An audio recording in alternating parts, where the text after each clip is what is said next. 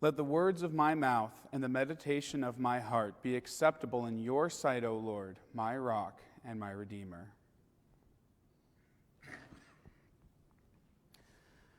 So as we are coming up to Christmas, we are going back through the Christmas story like we do every year. And this year, we are looking at the theme of light in the Christmas story. And in particular, we're looking at the way that different people react or respond to light in the story. And last week, we heard the story of the shepherds.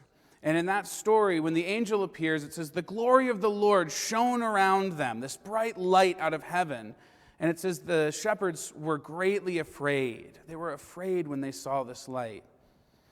And this week, we're shifting our focus to the wise men who don't see a big, great light out of heaven like that, but all they see is this little star up in the sky.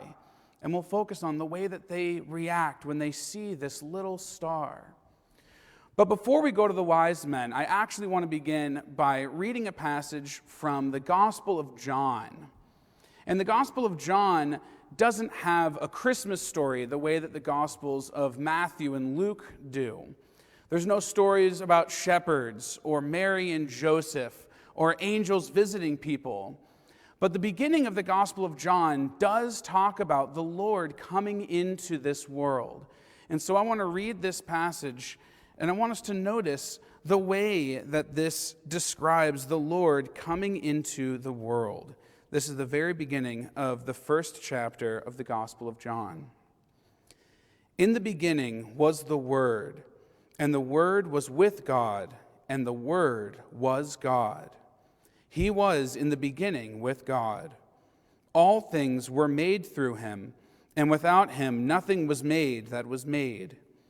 In him was life, and the life was the light of men. And the light shines in the darkness, and the darkness did not comprehend it. I'm going to read those last two verses again. In him was life, and the life was the light of men. And the light shines in the darkness, and the darkness did not comprehend it. This is a pretty common way to think about the Lord's birth in this world, as symbolically as being a light coming into a world that was filled with darkness. And this is one of the things that I really love about the way that we celebrate Christmas. Because we celebrate Christmas on December 25th, which is right around the same time of the year in the northern hemisphere as the winter solstice. Now, scholars don't know exactly what day Jesus was born, but it probably wasn't December 25th. There are certain clues that we can look at to get a ballpark of when he might have been born. But regardless, we've chosen this time of year to celebrate the Lord's birth. And the winter solstice is the day in the year, at least in the northern hemisphere, that has the least amount of sunlight.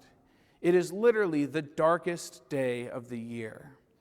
So we celebrate the Lord coming into the world as a light coming into a world full of darkness at a time of year when literally our world is covered in darkness. And darkness isn't a fun, comfortable place to be, is it? I mean, have you ever experienced real, genuine darkness?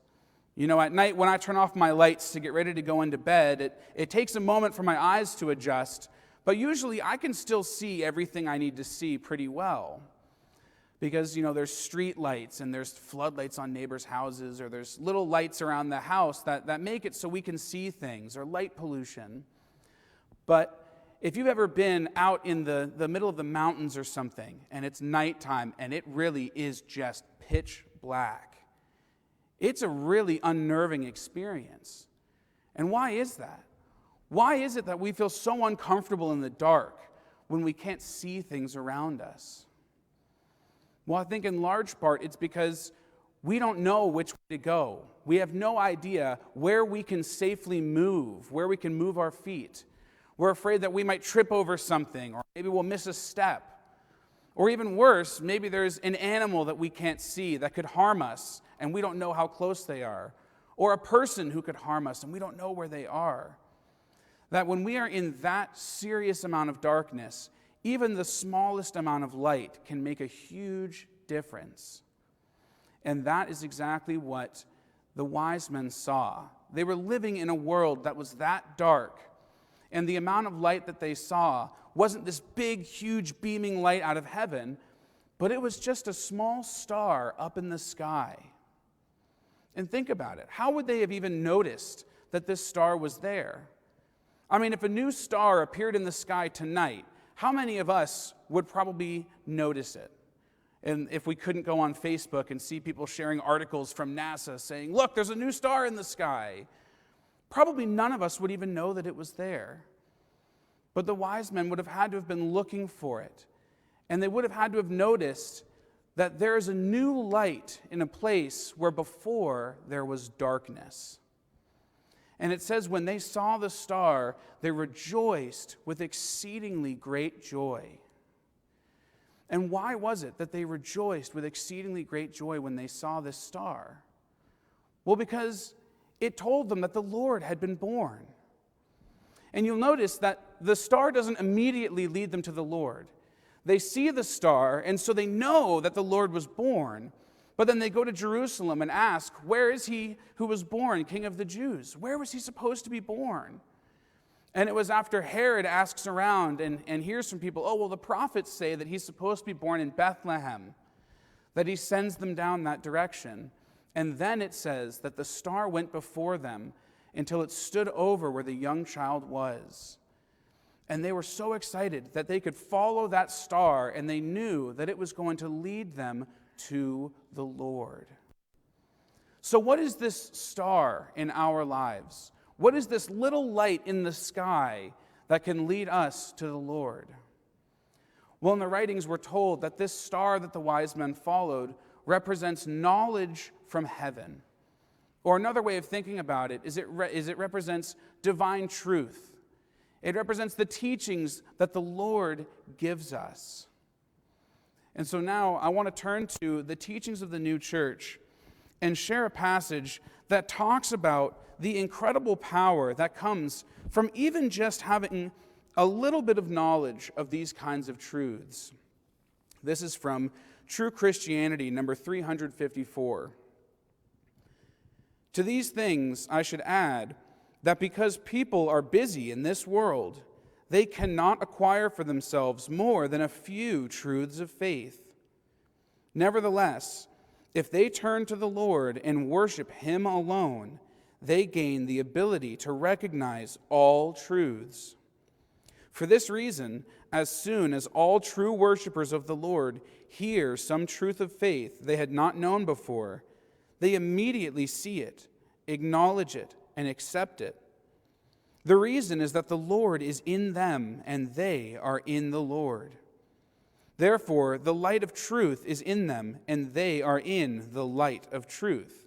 Because, as I said before, the Lord is the light itself and the truth itself. I can support this point from experience. I saw a spirit who seemed simple in his interaction with other spirits, because he acknowledged the Lord alone as the God of heaven and earth, basing this faith of his on a few truths from the Word. He was taken up into heaven among the wiser angels. I was told that when he was there, he was just as wise as they were. In fact, he spoke a great many truths, completely as if they were his own ideas, although he had known none of them before.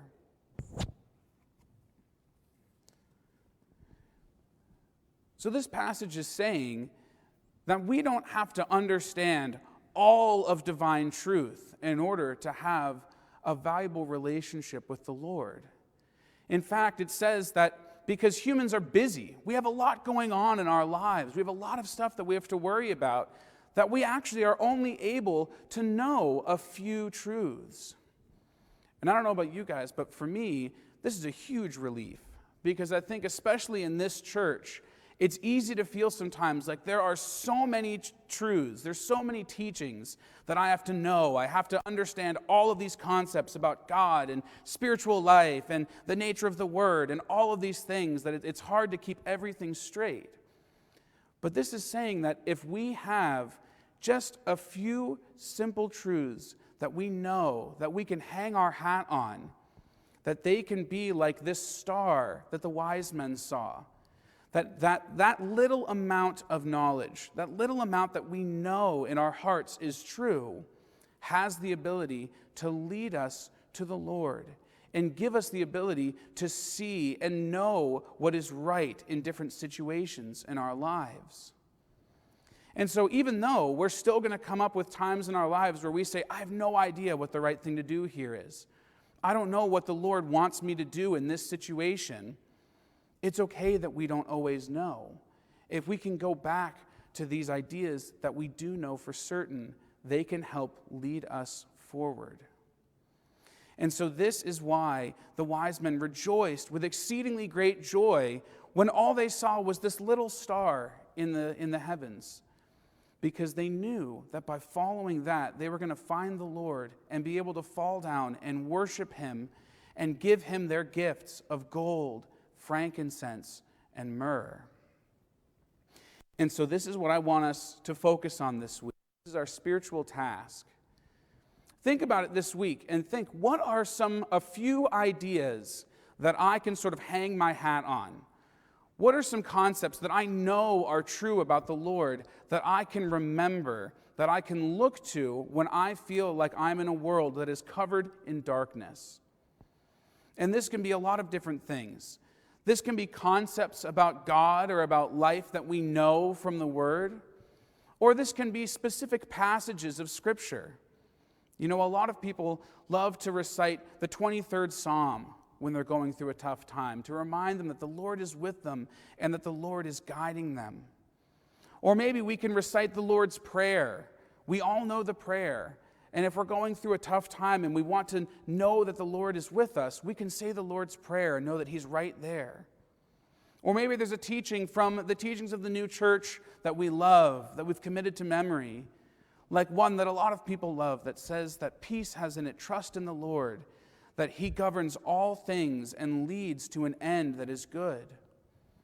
When we have these things and we keep them in our back pocket and we know, all right, well, when it gets dark, when I don't know what to do, when the path forward isn't totally clear, I can go back to these ideas. I can go back to these quotes that I know are from the Lord, and I can follow them the way that the wise men followed that star.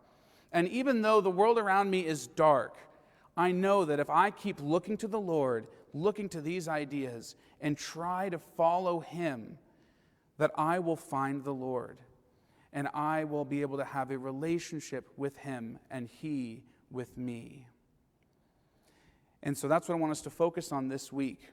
And I want to end today by reading one more passage from the teachings of the new church that talks about what happens when we do this, when we focus on growing closer in this relationship with the Lord, when we grow closer in conjunction with Him. This passage comes from the work Divine Providence, and it's a portion of number 37. It says, "The more closely we are united to the Lord, the happier we become. We can say much the same about levels of happiness as was said above about levels of life and wisdom that depend on our union or conjunction with the Lord. These times of happiness, bliss, and sheer delight intensify as the higher levels of our mind are opened within us, the levels that we call spiritual and heavenly or celestial. Once our life on earth is over, all of these levels keep rising to eternity." Amen. Please rise for a blessing in the closing of the word.